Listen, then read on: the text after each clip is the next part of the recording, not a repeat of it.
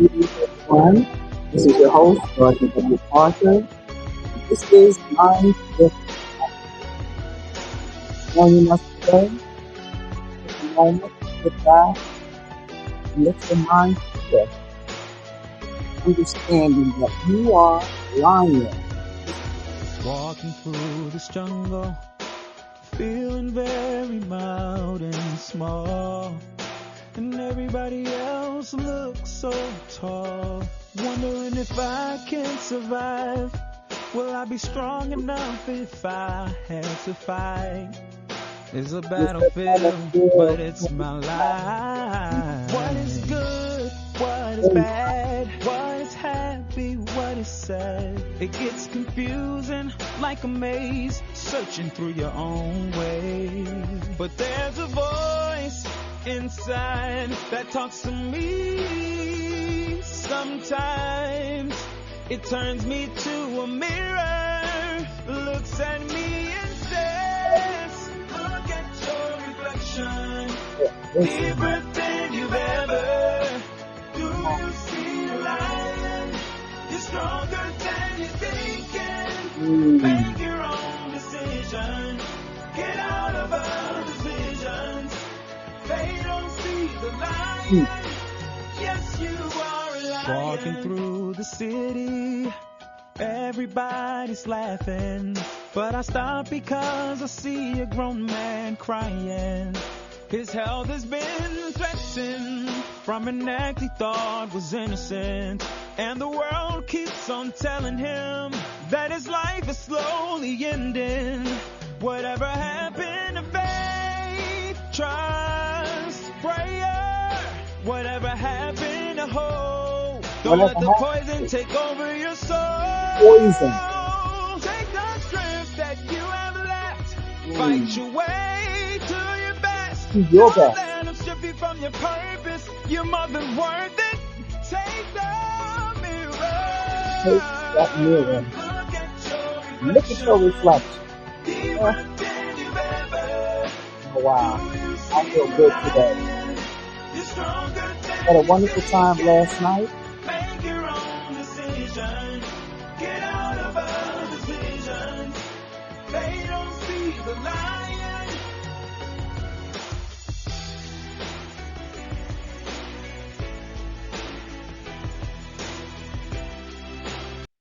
Wow, wow, wow. Whew. I had to start that off this morning. Had to start off with something very powerful because last night on Coach Malachi Gross channel, I was a guest and it was powerful. I am still overwhelmed and still empowered by the connection and consciousness and in the mind shift of last night. And so today I wanted to share something I thought was very important that can be a backdrop from the session that we did last night. And I wanted to just share a few minutes on some of the information that I was sharing last night. You know, a lot of times when you're in certain types of settings, you don't get to really go into the type of detail that you would go into when you're in a more relaxed, kind of familiar setting.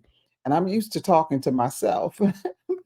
And I want to welcome all of the followers of higher consciousness, of expanded consciousness, and to all of the family and friends that joined us last night on the podcast. I'm very excited about how the podcast was received and how I was received. And I am so grateful and so honored in this place today. I sit in the seat of honor today, giving honor to everyone who shared their energy with us last night. So today, let's get into this subject. And I'm pretty much going to be reading some slides that I am wanting to share with you. As you learned, many of you last night, and some of you may not know, I write, and I don't write necessarily to get rich, or to be known. I write to express ideas that I feel can be shifting in people's lives and in their consciousness, shifting them from a place of complacency and often from a place of being stuck. My expertise is in religion, not because I am academically or scholastically astute on the subject, but because I am a living product of more than 60 years of being socialized in the religious system. And based on that relationship, I feel like I have a lot that I can share. My family is still very connected um, to many religious organizations. My family is, I have pastors, I have bishops, I have church leaders, singers of all type, musicians who travel internationally, who play for many of the churches that some of the audience may be familiar with. So my family is intricately involved in the system. And that is not, using the word system is not to be offensive, because I think that if religion is building some character in you and it's not damaging who you are, then use it until you feel the desire or you feel a push to move on. So let's go into this topic. We're going to talk about rejecting religious constructionism. Now, I am coming from a academic perspective. I have a bachelor's degree in sociology and a master's degree in psychology. Sociology was a passion of mine that was ignited in me by one of my best friends, Aisha Laws. And I told her, I said, I want to go to school. I've always had a desire to get my degree, but at the age that I received my degree, by that time, all of my childhood dreams had already um, vanished from me. And so I was kind of trying to find a niche that would fit my personality, my character, and my views. And she said, "What? You should go to school for sociology." I said, "What is sociology?" And she shared with me what it was. And immediately I connected to the subject. And I went to school. I graduated with honors from the American Military University. I am a veteran of the United States Army. I am honorably discharged, and I am 100% disabled from that experience. So that's just a little background of how I got into this perspective of religion, because prior to that, I didn't have this perspective. I didn't have the tools that I now have to be able to make this kind of connection to what I was sensing in my own consciousness about my experience in the system.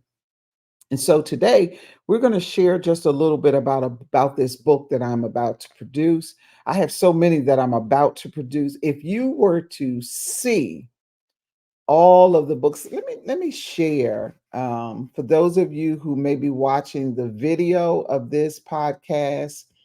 I want to share my screen um, and to share with you um, some of the material that I have been able to produce as a result of being a prolific writer.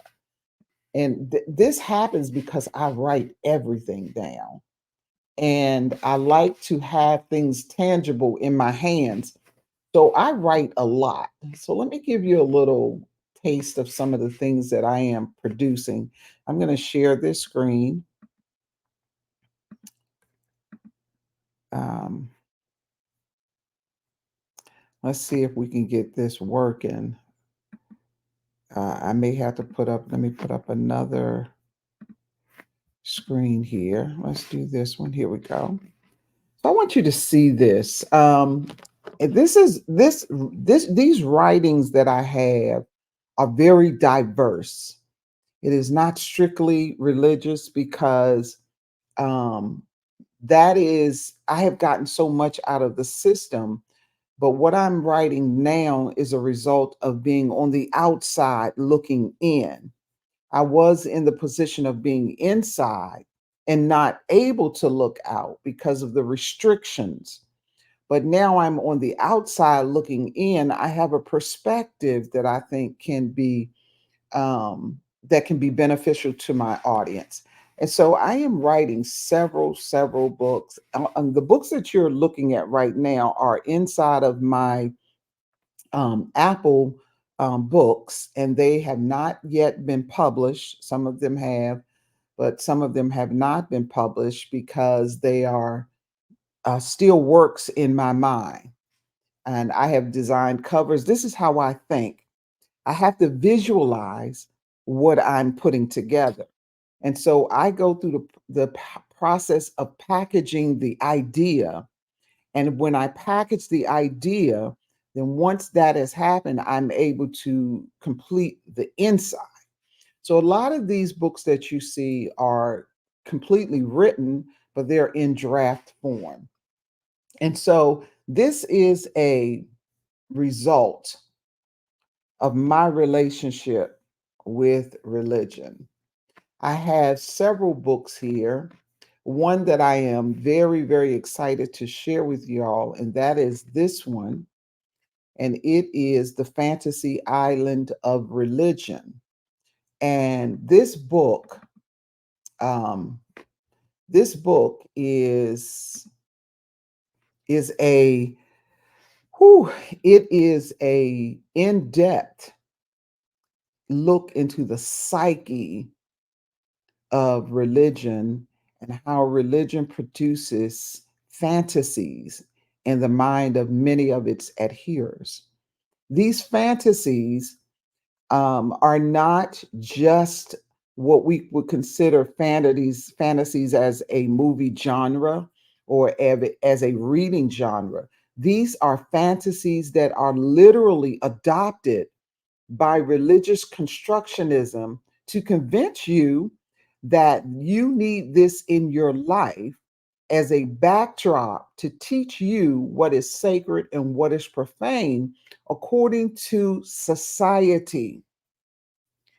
And so, because of that, I wanted to share the fantasy island of religion because I need people to see this is all about when society loses its religion, because religion has gotten so big that it's even difficult for society to now manage this construct, this institution that has gotten out of hand. It is no different than the way that we look at our political system, our medical system, when we look at our school system, our judicial system.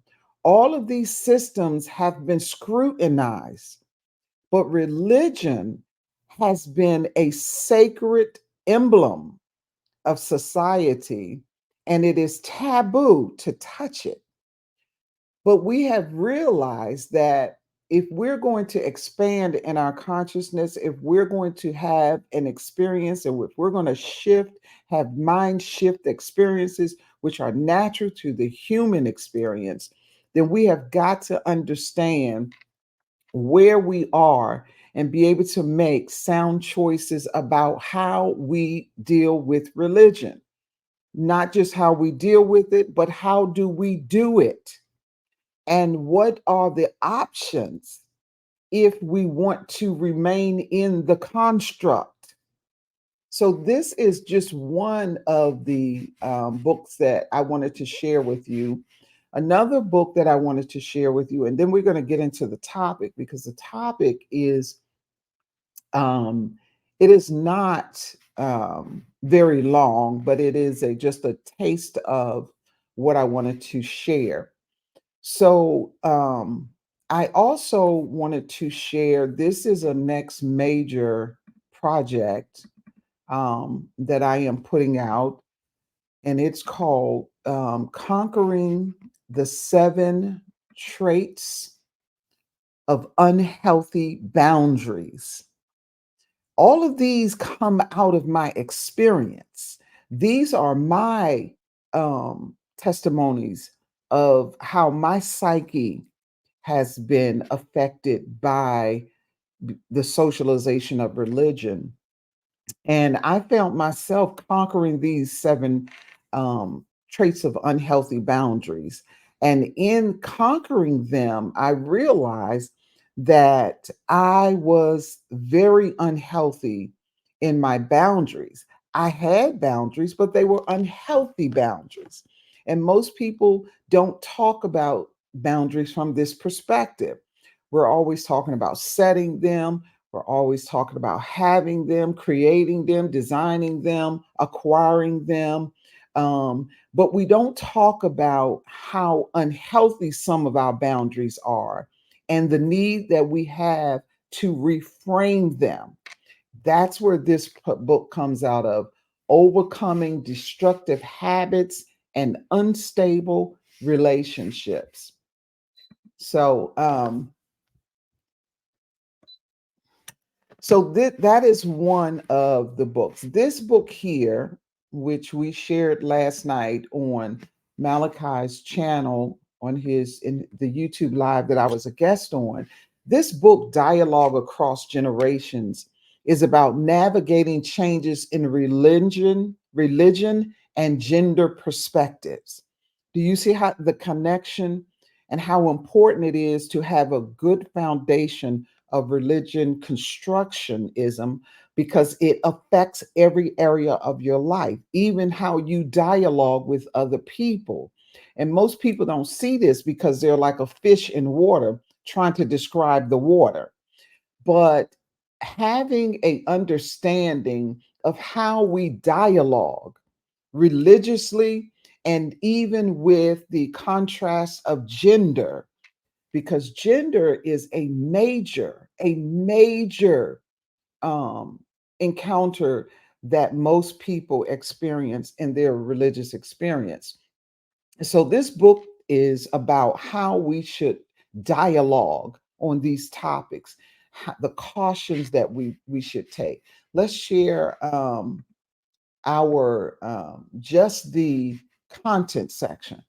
In the content section, um, and so I don't know, you can't see this because it looks like I have to share every screen that I put up. But in the content section, we have the social constructs viewed as divisive, the social construct of gender and religion. Why do societies need social construct? Challenges to gender and religious constructs, deconstruction of social constructs. I'm using the word construct and deconstruct interchangeably, but they are different, and they are having a great effect on the psyche of humanity. And so they're necessary to be repetitious in what we're talking about until there's an understanding and a catch, a mind shift in those that are learning about this. And there's the necessity of constructive dialogue among generations. I think that is the real depth of this book, is how do we dialogue with different generations who have different ideologies from us. Our generation, I was born in the 60s, and so my generation is pretty much embedded in the religious system, and our ideas about gender, about race, about sex, marriage is pretty much found in the religious constructive arena. But we are raising children who are not, having contrary or contrasting views on these subjects. But we don't know how to dialogue with them because we beat them over the head with religion. We have a perspective as elders that they don't want to listen to either. They don't want to listen to our warnings and our experiences because they are so tainted and one sided. But we've got to learn how to dialogue. We've got to learn how to sit down and have conversations. We have got to be more accepting, more open. Acceptance does not mean agreement. What I mean, or agreement does not mean acceptance, or listening does not mean acceptance. We're not asking you to change how you think or change what your religious beliefs are or to change what your morals are or what you have designed as sacred and profane. What we're asking you to do is make space for those that you have brought into the world who are having a different conscious experience in those arenas. And so that's what we're asking in dialogue across generations.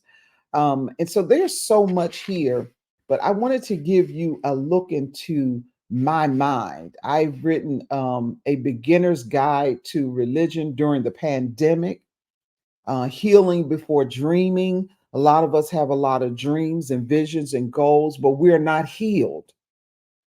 And when we actually go to fulfill those dreams, we find ourselves having to go through a lot of healing in the midst of following our dreams. And a lot of times they get misplaced. So when they get misplaced, what we find is that people are have traumas and wounds that affect their dreams. They share their dreams through a wounded influence. A lot of times they have sabotaging behavior while their dreams are being manifested. And this is not saying that these people don't get rich or they don't succeed in accomplishing their dreams, but in that success, they are broken. um, a friend of mine was telling me about a story of a young lady who had acquired so much in her life at a young age. And at the end of that acquisition, she was feeling depressed.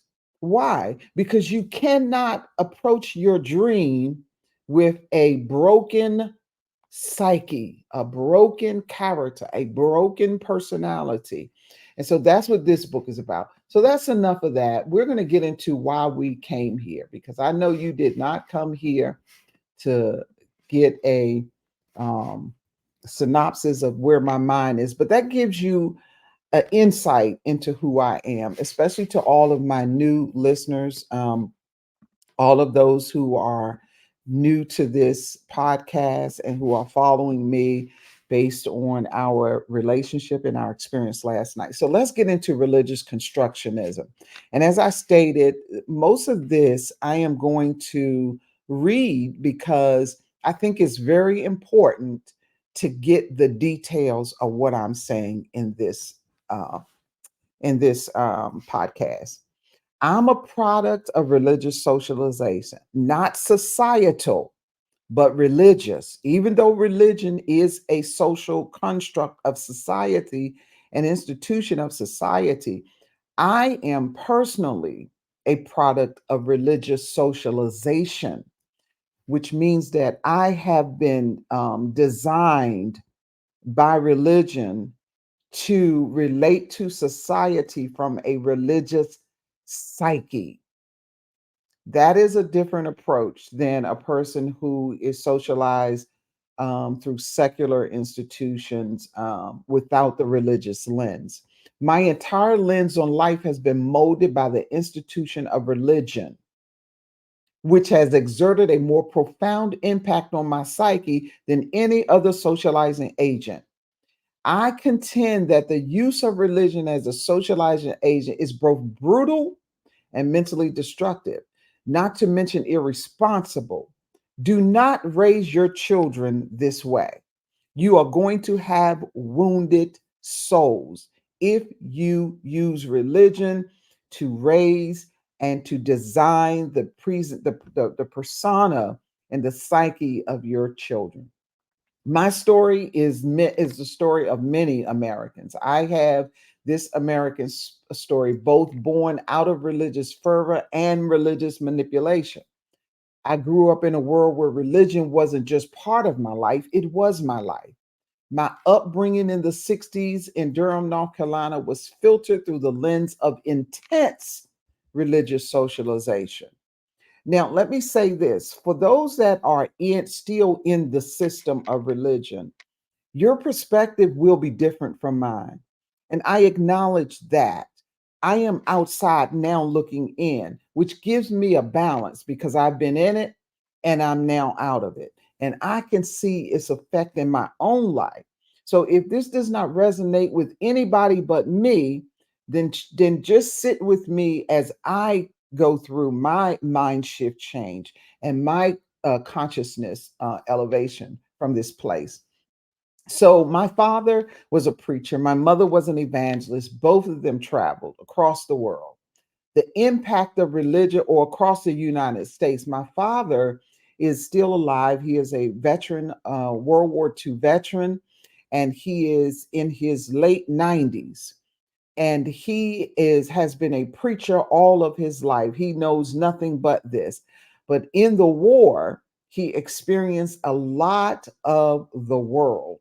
So my father, he was as much as he was an instrument of the brutality of religion, he was also an inspiration to me.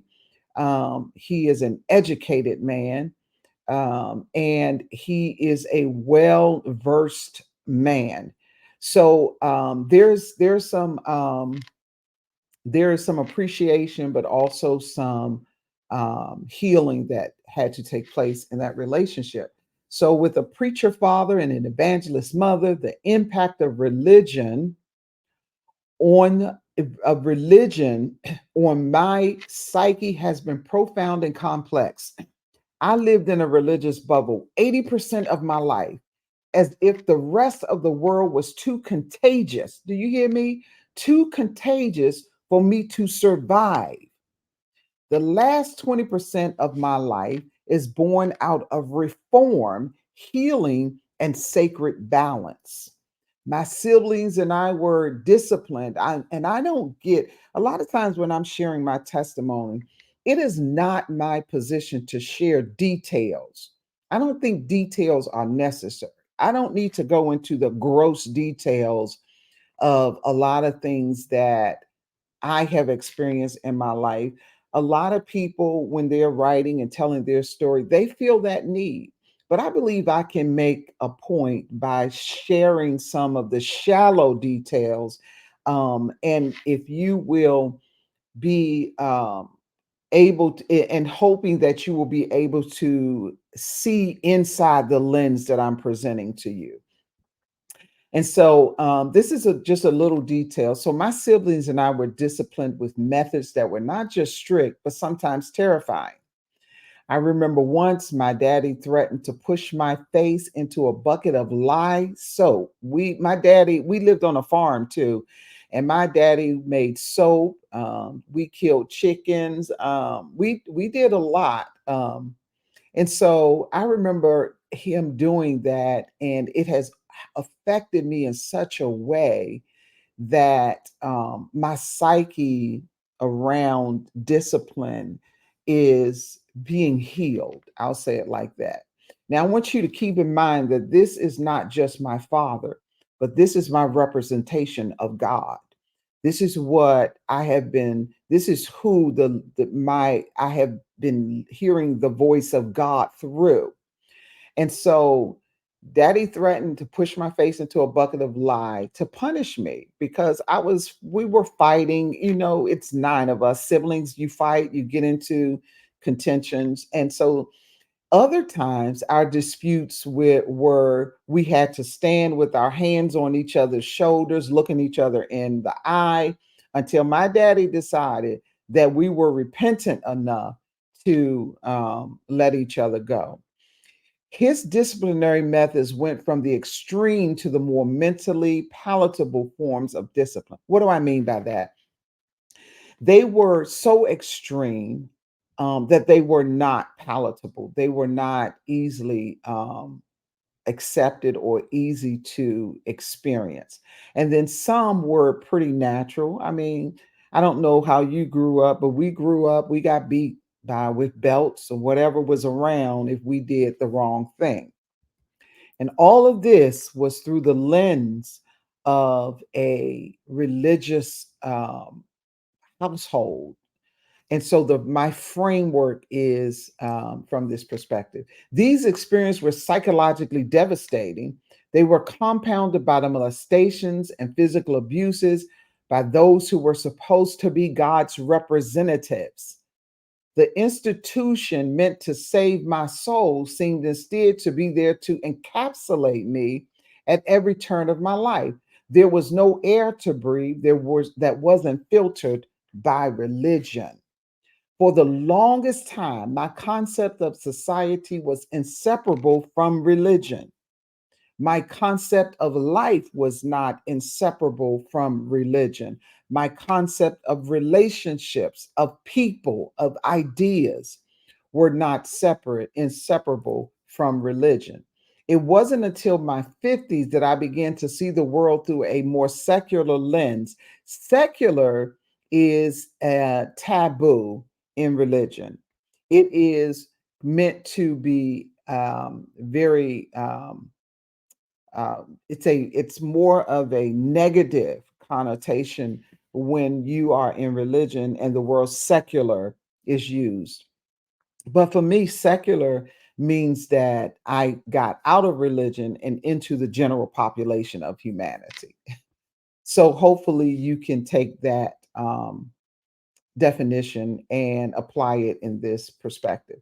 So, this late awakening made me think about all the years of my life under the governance of religious oversight.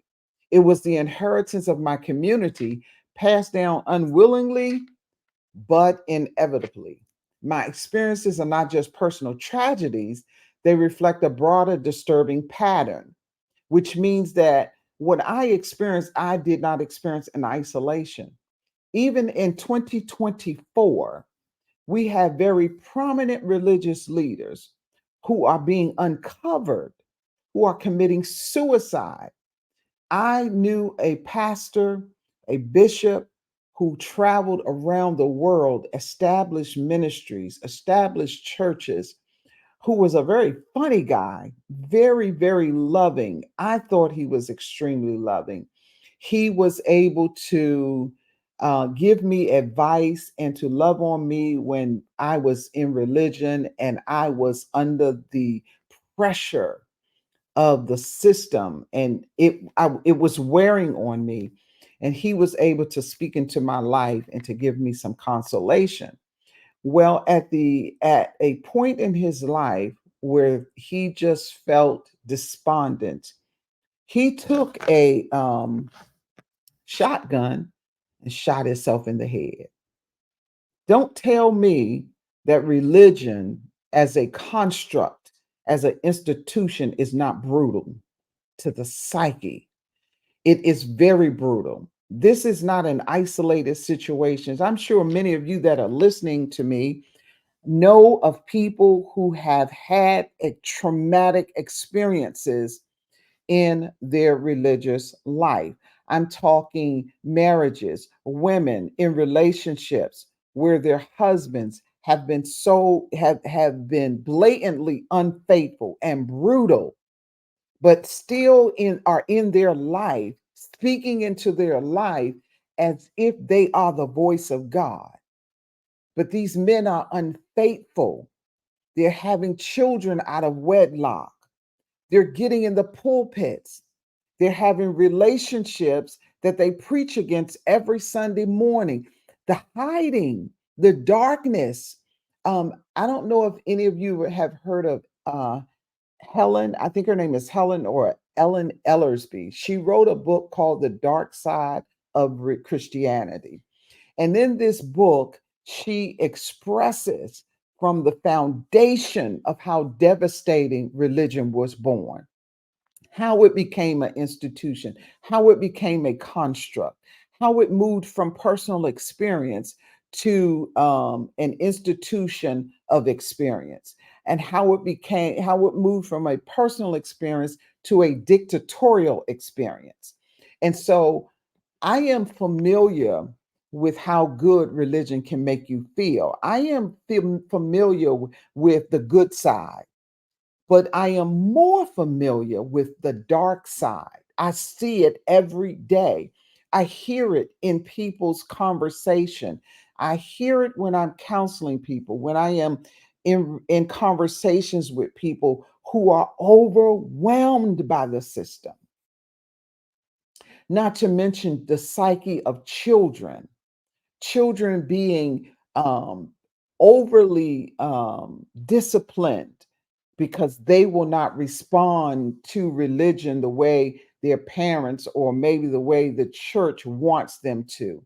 These children are damaged. These children are a product of a mindset that does not fit who they are.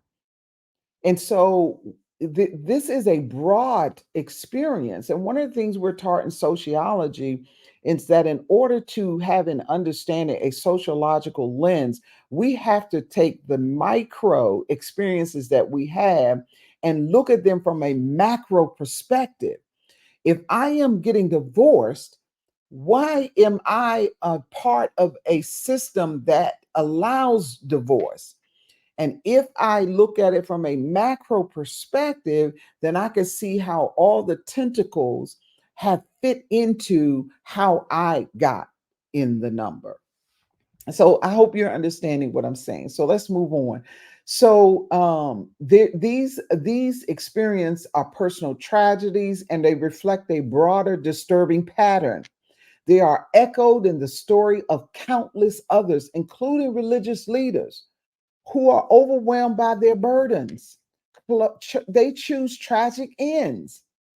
They don't choose the end that they're preaching from the pulpit. They choose escapism because once you have been closeted by religion, there is no escape unless you can hear a voice that is familiar crying out to you from the outside, telling you that it is safe to come out the closet. We're telling people to come out the closet in their gender. We're telling people to come out the closet in their relationships. We're telling people to come out the closet in so many things. But how many people are in the closet of religion and cannot come out because they feel it's unsafe out here? I've witnessed this suffering, not only at home, but also abroad, internationally, where my travels as a religious leader opened up my eyes to the global scale of religious abuse, manipulation, and control. Now, let me say this. I am not saying to you that a person that is broken or have issues cannot be in places of leadership. That would be that would not be a very smart or wise thing to think. But always remember that, as I shared last night in the live, that power is in the position, not in the person. So if a broken, damaged person gets in a position of power, you're going to feel that power, but you are also going to experience the brokenness. So the power is in the position, it is not in the person. And so I need you to have that understanding. Religion, as I've known it, has been a source of immense pain and destruction. This is not just my story and America's story, it's a global saga. As an undergraduate in sociology and a graduate of psychology, my academic work has shown me that my experiences are not anomalies. They are symptoms of a worldwide issue. These issues aren't exclusive to Christianity. It's a phenomena of every constructed, organized, and institutional religion on the planet. And I want to take a sidebar here. I'm going to share with you the moment that I had a mind shift.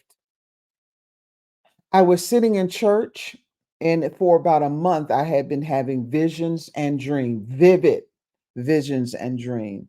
I had a very vivid dream of 9/11.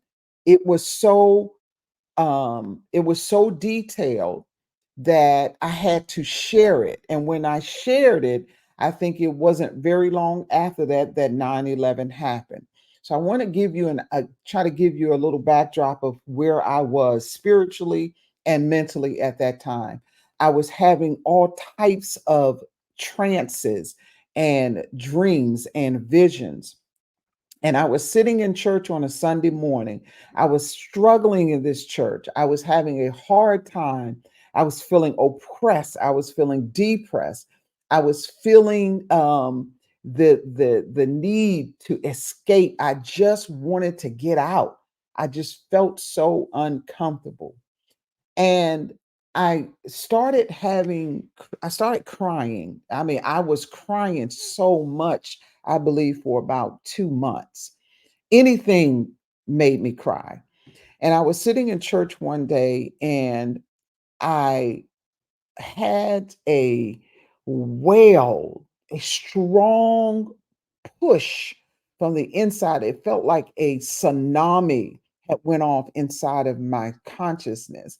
And I felt a tsunami of tears rolling down my face as if I was carrying the weight of the world on my shoulder.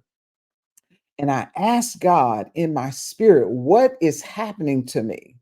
What is going on? Why am I experiencing this? And I heard, you are waking up from religious sedation. I said, what?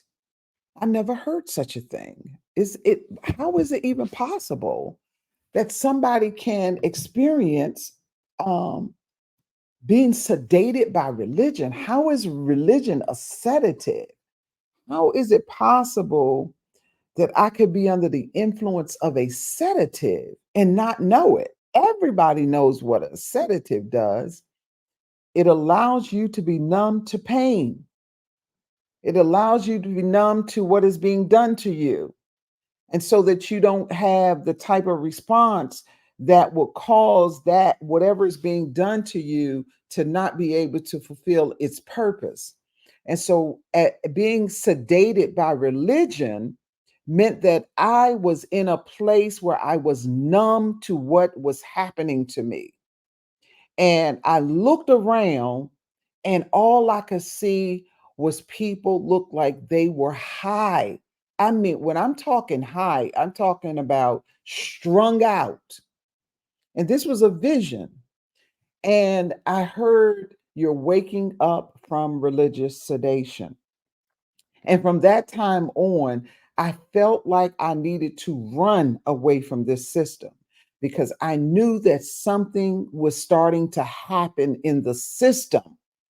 It was happening to me, but this was a wake up call to come out of it because what was getting ready to happen within the system, I did not want to be a part of it, or consciously, I was being connected to come out of this place.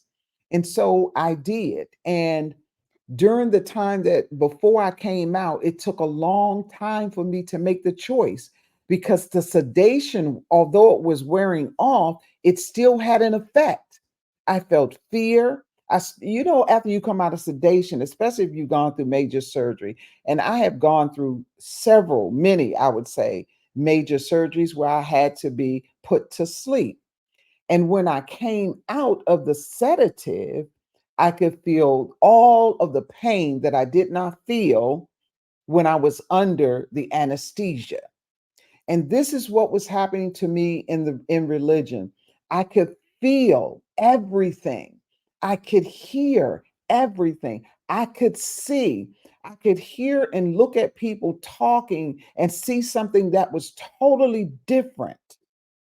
And so the sedation, while it was wearing off, I was also having side effects from it because I was experiencing fear.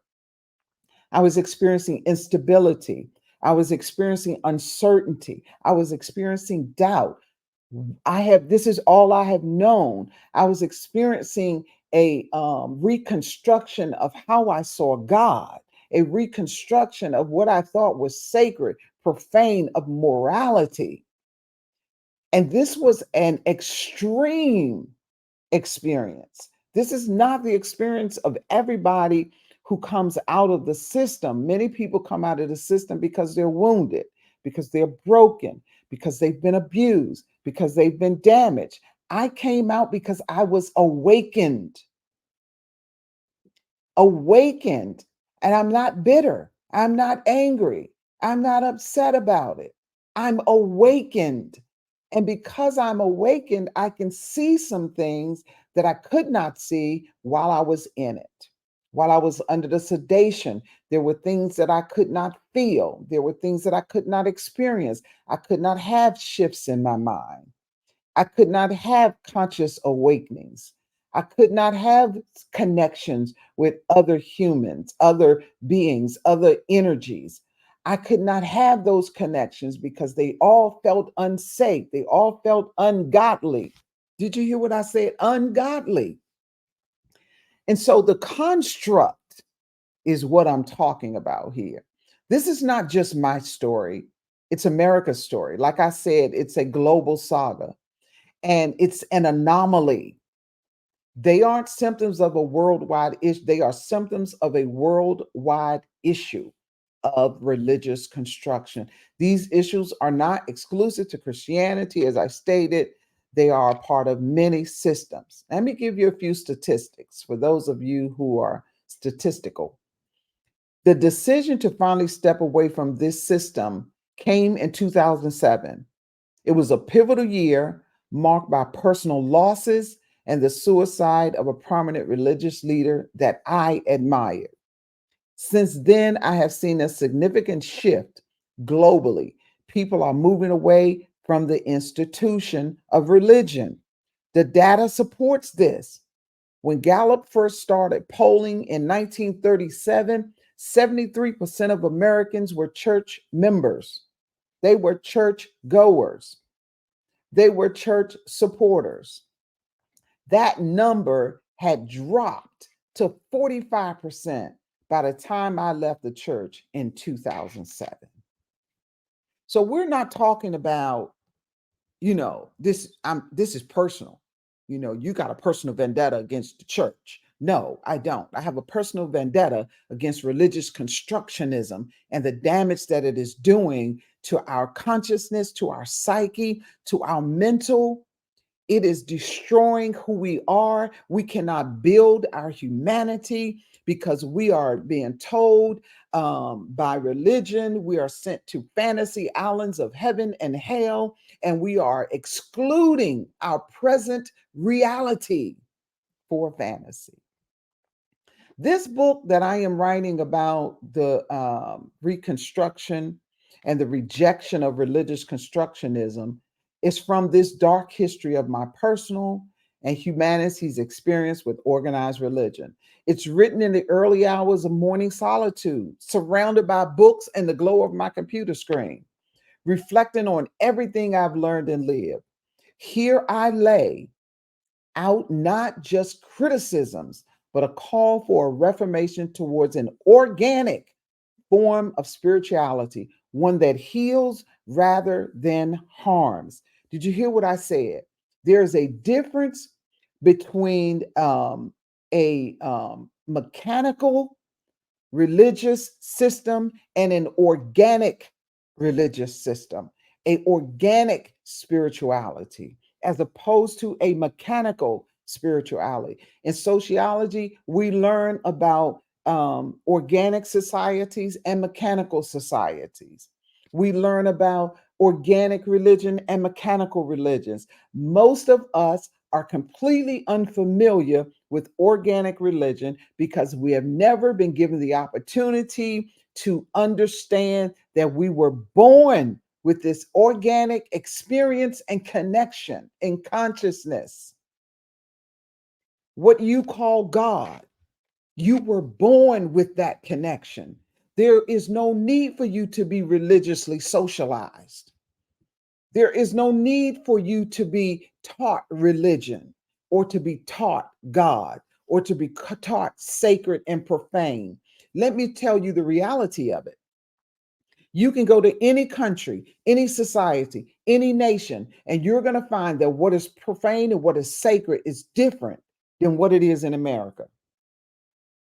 What is considered religiously acceptable in America is not acceptable in most countries. What is acceptable in most countries is not acceptable in America. This is showing you that these are constructs, and these constructs are meant to support and uphold society's control over humanity. The word control can have negative and positive connotations. There are times when we need to be in control of who we are, and there are times when we need to release control of who we are. Society has complete, unadulterated control. Religion is one of the controlling agencies of society. What happens is religion teaches you through socialization what is profane and sacred and what you should adopt as profane and sacred in society. And when you don't adopt it or when you don't receive that, there are sanctions in society, different types of sanctions. If you break the law, then you go to jail. That's one sanction. That is a higher form of sanction. But also you have sanctions from relationships. If you do not go with the status quo, you get rejected or you get labeled. Labels are also a part of the controlling mechanism of society. We label people so that we can identify how we're supposed to deal with them. We have been offensive in our religious um, experiences. We have offended people.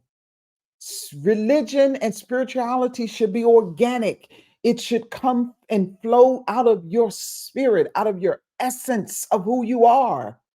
That cannot happen when you have been programmed from birth on how to have this experience that you should be having as a divine being, as a divine energy in this space, in this cosmic reality, in this revelatory energy, in this universal consciousness, in this human relationship. All of these things are significant.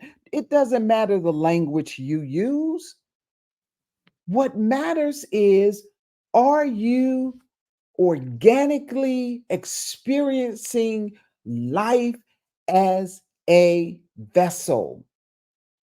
We will get into a lot of this on our next podcast. I was supposed to have been talking about shadows today, but I felt a pressing need to share more based on the positive responses that we received from being on a guest of Coach Malachi Gross and the expanded consciousness community. And I want to thank everybody who has taken the time to listen, to join this podcast, to join me on YouTube, on all of the social media channels, to go to my website. On my website, DorothyWParker.com, you will find that I have some books there. I have some manuals of things that you can purchase. And if you are struggling to purchase, you let me know and I will send it to you because I am convinced that we should be on a different um, journey at this point in our life. Wealth should not be about how much money you accumulate. It is important to have money. Would I like to be a quadrillionaire? You better believe it. Would I like to be a millionaire? You better believe it. Would I like to be a billionaire? You better believe it. But there is a higher purpose in sharing what I'm sharing, and that is to help awaken humanity to a space that we have allowed to be narrow in our psyche, in our consciousness, in our spirituality. Religion is simply a adherence to a dogma. right? Or to have a worshipful mentality of an idea, right? So you can turn an experience into religion the way they did Azusa Street with William Seymour, the black slave who had an experience, a powerful experience that was organic. And the religious institution at the time came in and said, we're going to institutionalize this experience, this organic experience. And many of us are submitting ourselves to that. And so I just wanted to share that today. I'm not even sure how long this podcast has been going, but I'm sure I have worn on your patience.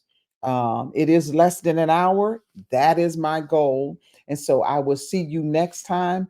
And I want you to listen to this song. I try to play this song before and after. I talked to my son. He is the artist that is singing this song, and tried to get him to help me find a song that I thought or that we thought would be very supportive of our mind shifting mastery podcast. And I think he told me to use this song. And I said, no, I don't want to use this song because I think it's kind of low energy, but it is so powerful. So I want you to listen to this song and I want you to apply it to yourself. I want you to think about yourself. Remember, the words of this song is, do you see the lion? Yes, you are a lion. And so I want you to see that and to understand that. So I will see you next time and we will take up shadows. So listen to this.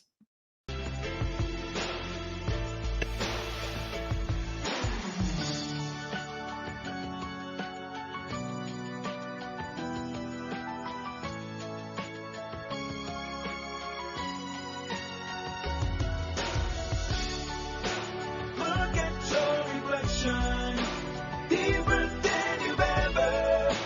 Do you see a lion? Do you see it? Stronger than you're thinking. Make your own decision. Get out of others' visions. They don't see the lion. You're stronger than you're thinking. Listen. Make your own decision. Get out of others' visions. They don't see the lion. Yes, you are a lion. Yes, you are. We'll see you next time. Bye bye.